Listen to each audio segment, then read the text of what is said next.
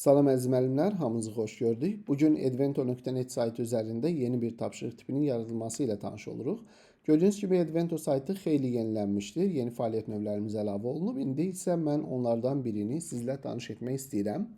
Edventoya yeni səhifə də əlavə olundu, Activities deyə. Artıq bütün fəaliyyətlər birbaşa Activities səhifəsində yerləşdirilir. Yəni oradan daxil olub yaratmaq istədiyiniz fəaliyyəti seçib yarada bilərsiniz.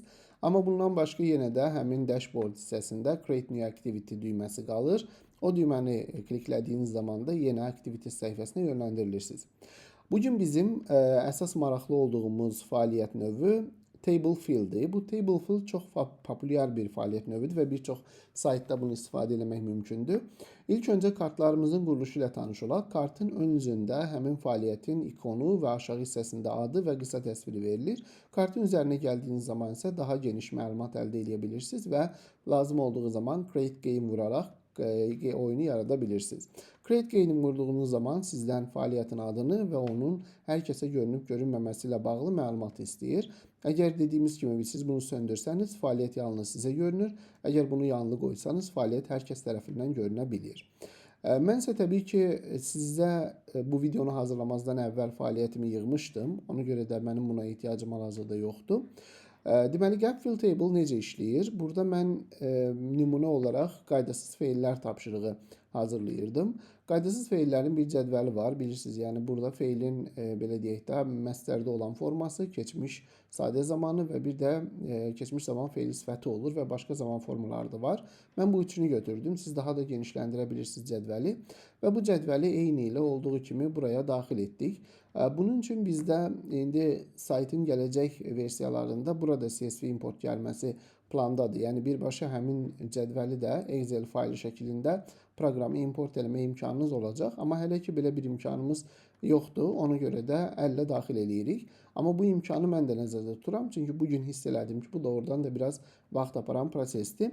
Ondan sonra siz nə edə bilərsiniz? İlk öncə sətirlərin və sütunların sayını buradan idarə edirsiniz. Məsələn, mən burada hal-hazırda 14-ün 3-ə 1 cədvəldən istifadə eləmişəm və belə bir şey ərsəyə gəlib.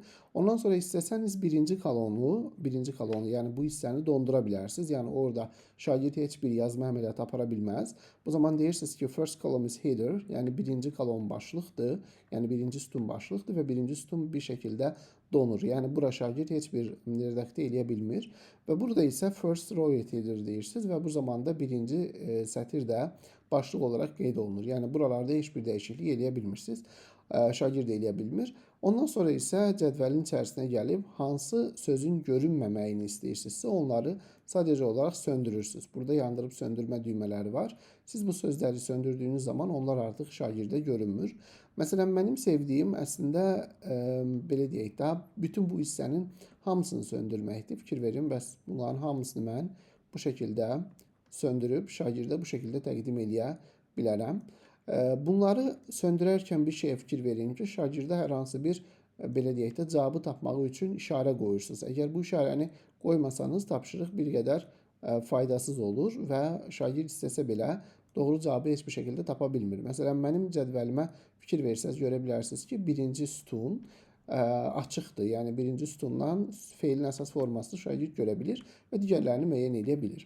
Bundan sonra save layout deyirsiniz, bu quruluşu saxlayırsınız və arxa fonu dəyişmək istəsəz tema bölməsindən bir maraqlı arxa fon götürə bilərsiniz. Məsələn, bu sinif otağı mənzərəsini götürdük və nəhayət hamısını bitirəndən sonra tapşırığımızın adı isə qaydasız feillərdir və buradan isə siz save deyə bilərsiniz. Save dediyiniz zaman tapşırığınız gəlir bura düşür.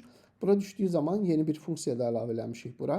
Siz burada istəsəniz ki, tapşırığı hər hansı bir qovluğun içindəki qovluğu əlavə eləyəsiniz. Yəni belə silsilə qovluqlar. Bunun üçün bir sürükləmə, yəni sürükləyəndə də gedir təbii ki. Amma sürükləmə eləməyə də bilərsiniz. Bu yeni funksiyamız buradadır. Buradan ikonu klikləyirsiniz, qovluqlar açılır. Bu qovluqların hər birini açırsınız. İçəri qovluq deyə gedirsiniz, sizə lazım olan qovluğu tapırsınız və həmin faylı həmin qovluğun içərisinə yerləşdirirsiniz.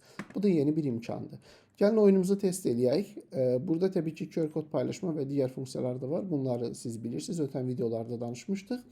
Gəlin bir oyunumuzu test eləyək. Launch Activity deyirik.